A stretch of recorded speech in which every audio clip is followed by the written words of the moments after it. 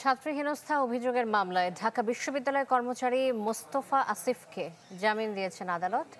Dhaka metropolitan magistrate Mehra মাহবুব এ আদেশ দেন।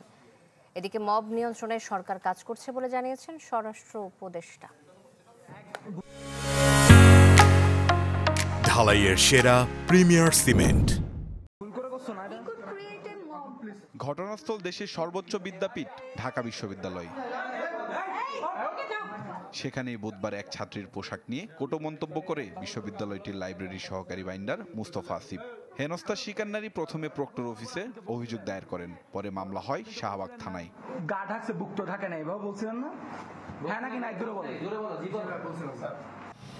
সেদিন বিকেলেই শিক্ষার্থীরা অভিযুক্ত মুস্তফাকে আটক করে পাঠিয়ে দেয় পুলিশ হেফাজতে।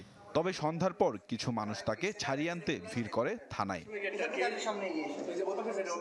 বৃহস্পতিবার দুপুরে আদালতে তোলা হলে মুস্তফা আসিফের জামিন মঞ্জুর করেন ঢাকার চিফ মেট্রোপলিটন আদালত। জেল থেকে বের হলে তাকে ফুল দিয়ে স্বাগত জানায় কিছু মানুষ, মাথায় পরানো হয় পাগড়ি, যা নিয়ে বিভিন্ন মহলে বইছে আলোচনা সমালোচনার ঝড়। যদিও মব নিয়ন্ত্রণে সেই পুরনো বুলি আউড়ে যাচ্ছেন স্বরাষ্ট্র উপদেষ্টা। এইগুলি ক্ষেত্রে আপনারা জনগণকে একটু সচেতন করতে হবে। জনগণ এত উচ্ছৃঙ্খল হয়ে গেলে কিন্তু অনেক সময় সমস্যা হয়। আইন শৃঙ্খলা বাহিনী কিন্তু সবসময় ভিজিল্যান্ট আছে, তৎপর আছে। কারো কোনো অধিকার নাই আইন শৃঙ্খলা বাহিনী ছাড়া কোনো অভিযান চালানো। এদিকে রংপুরে বিভাগীয় কমিশনারের কার্যালয়ে এক ব্রিফিংয়ে আইজিপি জানান, মবের নামে যারা অপকর্মে লিপ্ত তাদের বিরুদ্ধে কঠোর অবস্থানে রয়েছে পুলিশ।